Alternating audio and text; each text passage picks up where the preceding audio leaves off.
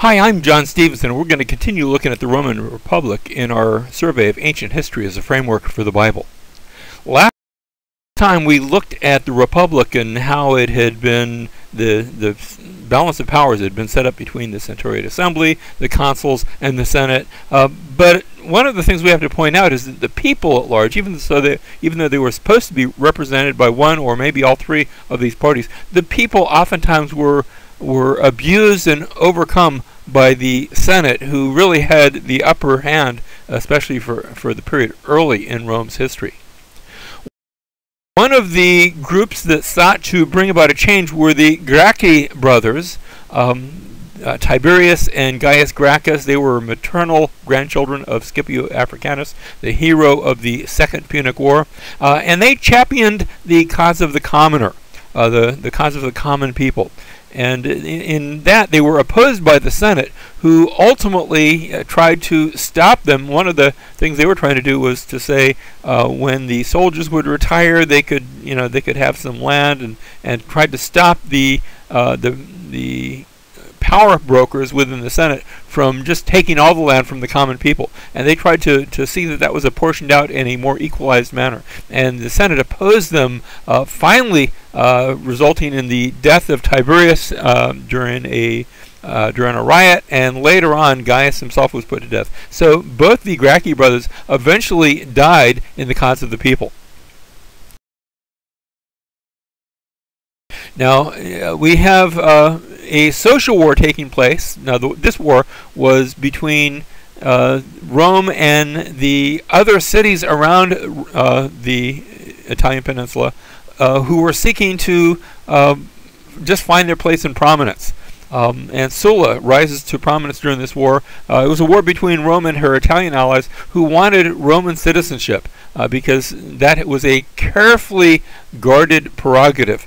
And eventually, once the war was won, and Rome did win the war, citizenship was eventually granted to others living on the Italian peninsula. So even though they didn't win the war to get it, they did finally get the benefit of that.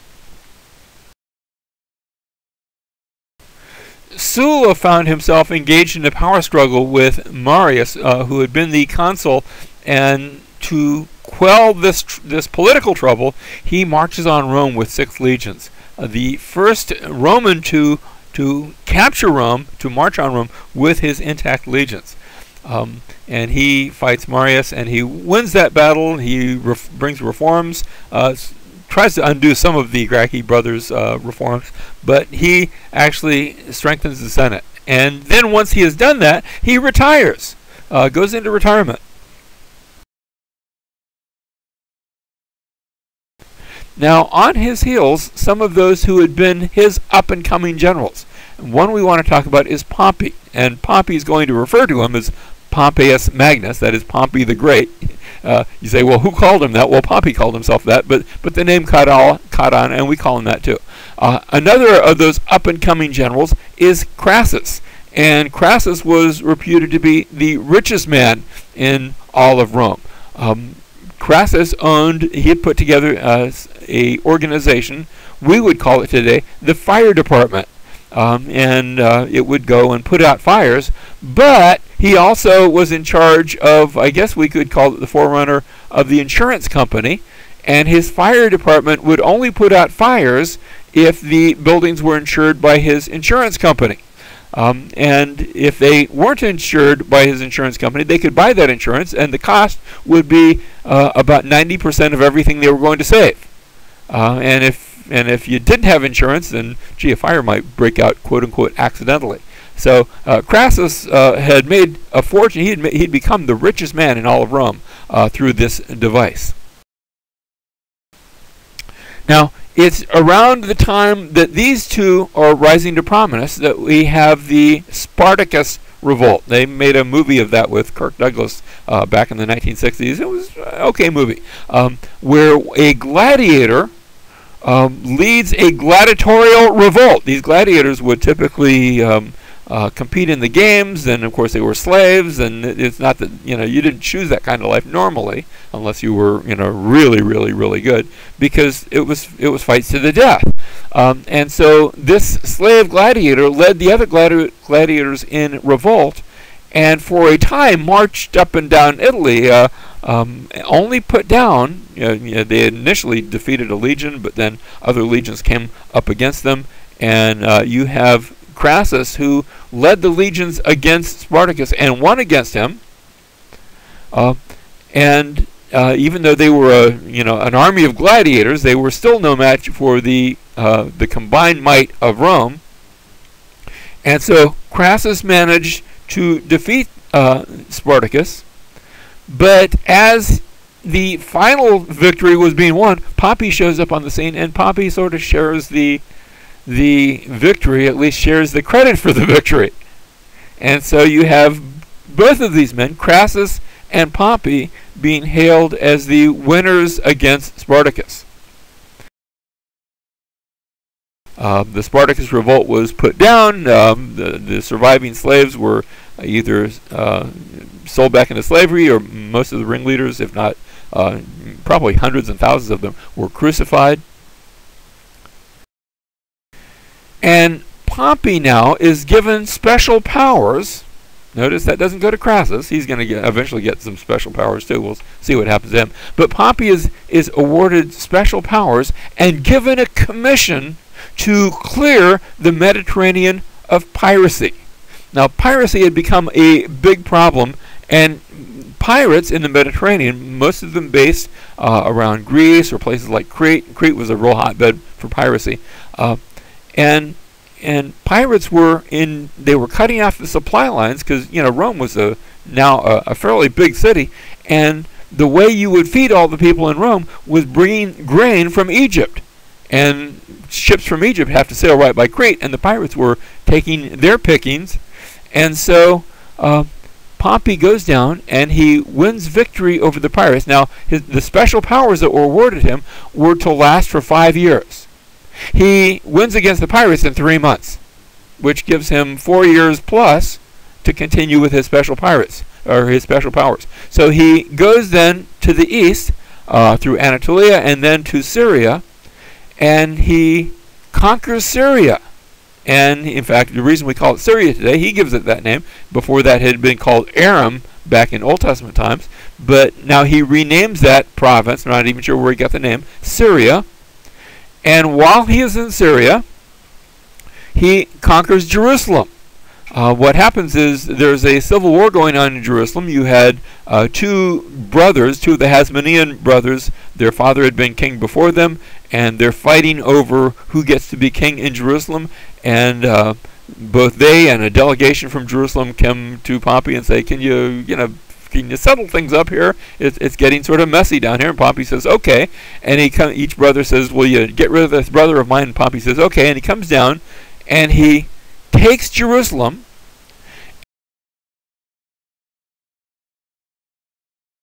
and he goes into the temple in Jerusalem. Now, the model that we're looking at isn't the way it would have looked in Pompey's days. It's actually Herod's temple from a bit later. But he goes into the temple, and he goes even into the Holy of Holies. Josephus tells us the story about how he walks into the Holy of Holies to see what God is worshipped there, because when you would go into a temple, would typically have the most holy place, the Holy of Holies, and in that innermost temple, that's where you would have the statue of the god. And so he goes into the Jewish temple. There's no statue there. In fact, there's nothing there. There's no Ark of the Covenant. Hadn't been there since the days of Nebuchadnezzar. That had been destroyed 500 years earlier. And so there's nothing in the Holy of Holies. It's empty. And he looks around. He comes back out and he says, okay, well, and he takes the land of Israel, and he breaks it up now into provinces. And that's going to be renamed Judea. Now he comes back to Rome. Pompey comes back to Rome, and initially the Senate really doesn't want to recognize all the things that Pompey has done. Pompey has made a new province in Syria, and he's made a new province in Judea, and the Senate's not wanting to give him all that much credit. And so Pompey enters into a secret pact with two other men, with Crassus. Remember, Crassus had been the other hero of the Spartacus revolt, and an up-and-coming young politician by the name of Caesar. Julius Caesar. And so you have this first pack, this first triumvirate, because there's three of them, that's the tripart of the umvirate, Caesar and Crassus and Pompey, and they're going to be pulling all the strings, whether the Senate knows about it or not, and it eventually this comes to light, but not initially. And they're going to run the Roman Empire. Now, what happens is Pompey's going to be there in Rome, and Caesar, he's consul for a year, but then after he's consul for a year, as part of this first triumvirate, he goes to be governor of Gaul, what we call France today. And so he's going to be governor of Gaul. And meanwhile, Crassus takes a position over in the east. He's going to be governor in the east, like that newly won territory in Syria and Anatolia. And as a part of that, Crassus finds himself leading the armies in the east when they come into conflict with the Parthians. And Crassus takes a legion against the Parthians. And Crassus loses and is captured by the Parthians. And the Parthians, capture him, and he says, well, I've got lots and lots of gold. I can sort of buy you off. And they say, really? You like gold, huh? And he says, oh, yeah. Well, we'll see how much you like gold. And they take him and they pour molten gold down his throat and kill him. And they, in fact, the Parthian king, we're told, takes his head. Well, I'm not going to get into that. But Crassus dies. So Crassus is out of the triumvirate, and you have Caesar and Pompey that are left. Now, Julius Caesar, he's the nephew to Marius, and in his younger years, remember how Pompey had cleared the sea lanes of piracy? Before that, Caesar had been actually captured by pirates. He had been held as a hostage by them, and they had set his ransom at something like 20 talents. And he said, I'm insulted by the fact that my ransom is so low. For that I'm going to punish you. And sure enough, now he didn't clear the seas of piracy, Pompey does that, but he actually, once he's released, he goes back and he captures those particular pirates and has them all sold into slavery. And as we said, he's given command in the first triumvirate of Gaul.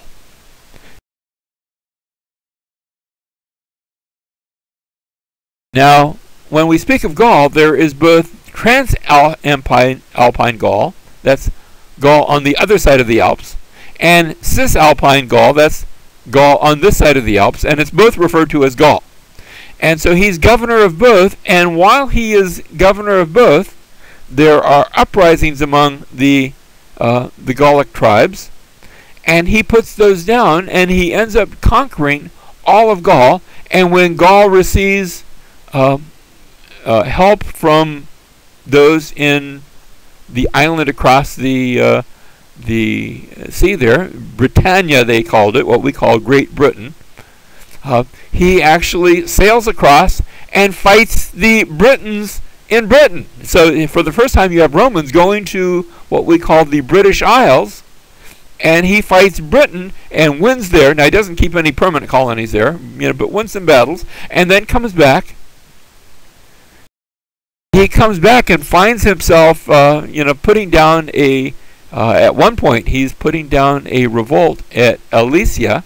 That's one of these cities, the Gallic cities, and he surrounds the city of Alesia. And meanwhile, the other Gallic tribes are coming to try to release the Gauls at Alesia. And so he built, notice he builds, there's a city of Alesia with walls around it, and Caesar builds a wall around the city so that nothing can go in and nothing can go out. And then he builds another wall around his wall to keep the other Gauls from breaking through to relieve Alesia. It's just amazing what Caesar, he's a military genius, what he's able to pull off. And at the end of all that time, he's victorious. It's one thing to try all those things, it's another thing to pull it off.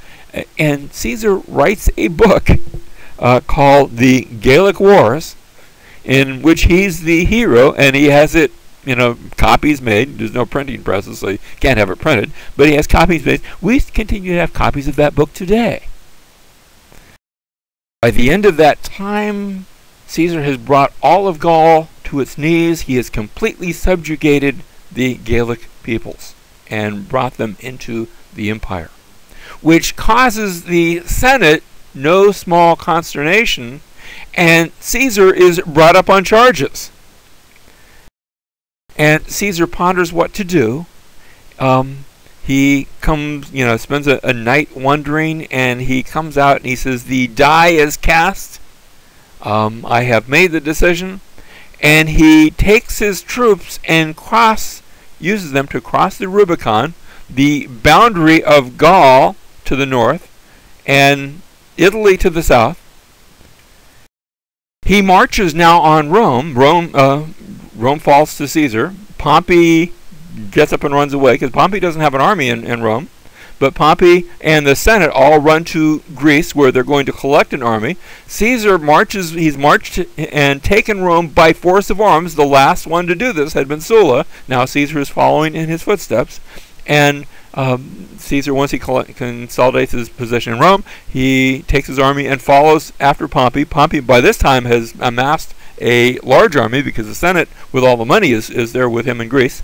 And they're in Greece at a place called Pharsalus. They have an epic battle which decides who's going to rule the Roman Empire, really, who's going to rule the world. And Caesar wins the battle. And Pompey, though he's defeated, he escapes, and he escapes down to Egypt. And Caesar chases him down to Egypt, only to find out that the Egyptians had taken Egypt, or had taken Pompey, and had killed him, had cut off his head. And so Caesar finds himself down now in Egypt, and in Egypt they're going through a bit of a civil war because the last pharaoh of Egypt had been remember the pharaohs all in Egypt for hundreds of years now had been Greeks, had been Ptolemy the 12th, and Ptolemy the 12th had died, leaving his kingdom in the hands of his two children. One had been Ptolemy the 13th, but he was far too young, and also there had been a daughter by the name of Cleopatra. And so Caesar supports Cleopatra, and Ptolemy the 13th, he eventually meets his end. And now Cleopatra and Caesar become, well, they don't technically become married, at least not in the eyes of Rome, because Caesar still has a Roman wife, but they sort of link up, and in the eyes of Egypt's all, in Egypt you can have as many wives as you want. And so they have children together. And Cleopatra is placed as Queen of Egypt. Of course, it's Queen of Egypt, yet it's still under the Roman Empire. And Caesar eventually now returns to Rome. He is the conqueror, but it's still technically a Roman republic. Well, how can you have a Roman republic with one guy in charge?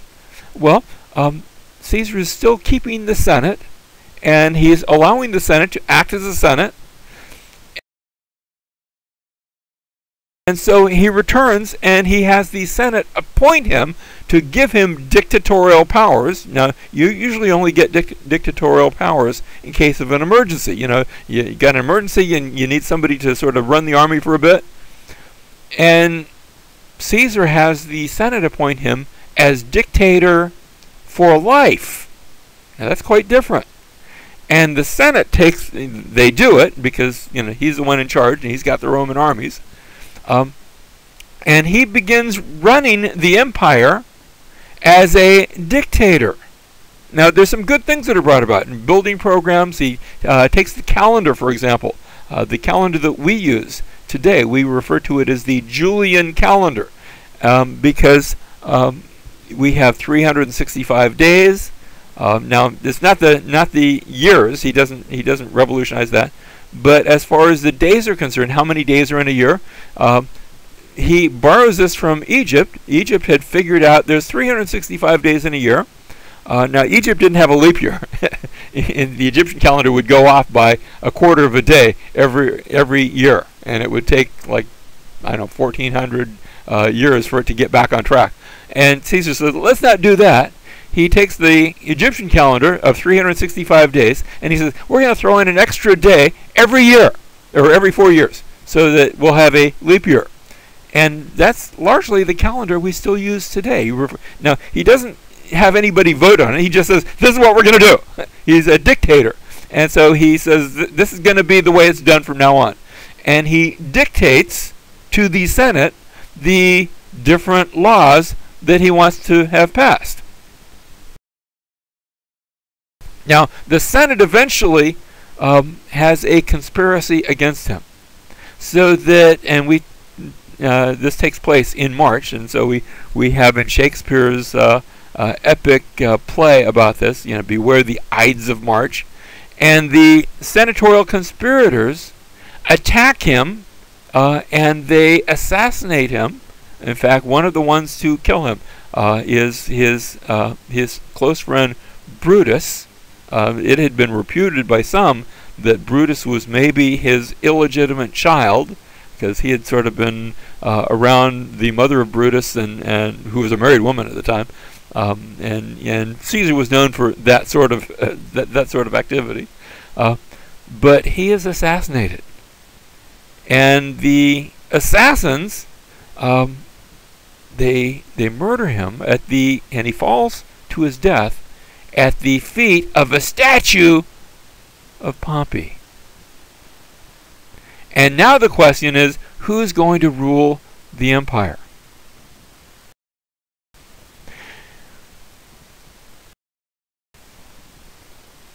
Left in charge is one of Caesar's soldiers, Marcus Antonius, who had been consul at the time. Caesar had arranged it to have Mark Antony. I'm going to call him sometimes Marcus Antonius, Mark Antony, the same person.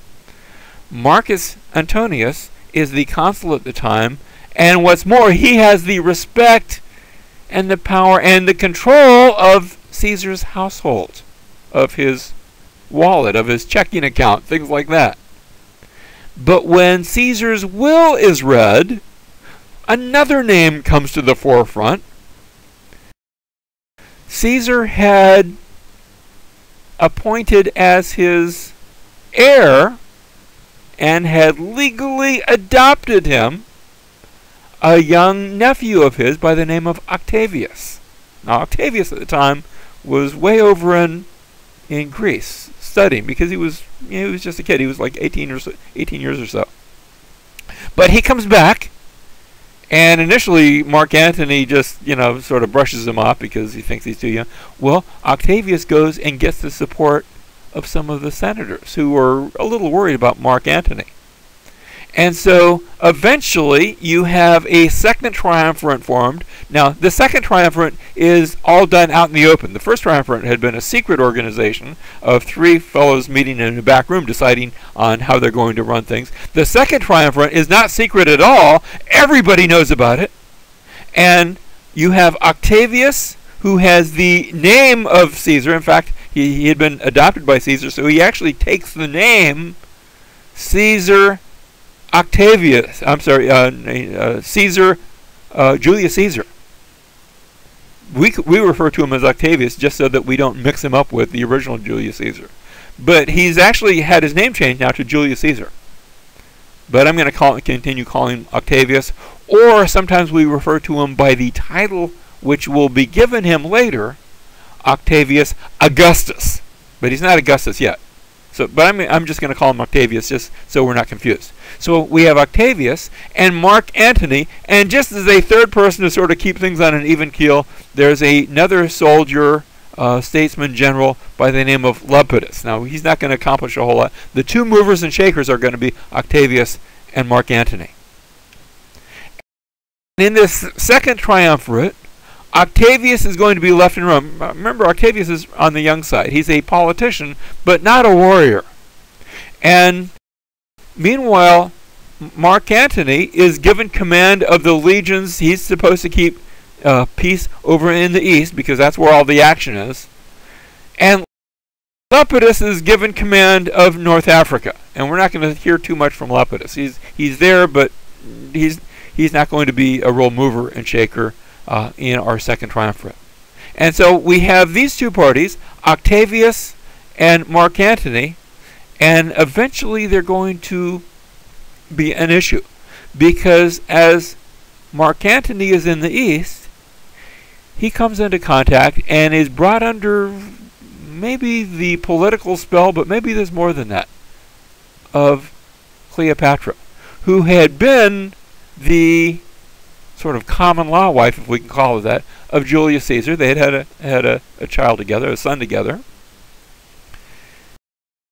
And so Cleopatra comes and brings Mark Antony under her spell, and I'm not sure if it's entirely a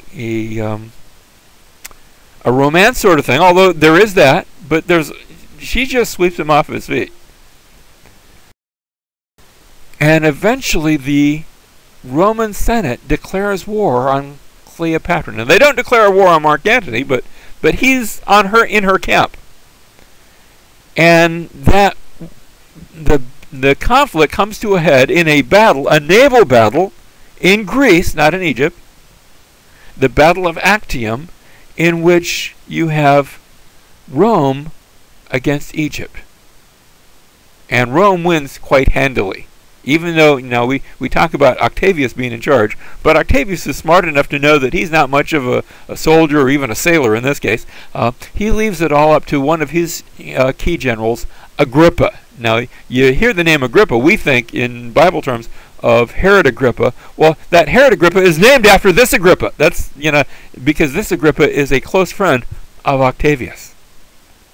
He was his high school friend, and now has become his major general, and wins the Battle of Actium for him, so that Octavius now becomes the ruler of the empire. Mark Antony and Cleopatra, they run down to Egypt with Octavius close on their heels.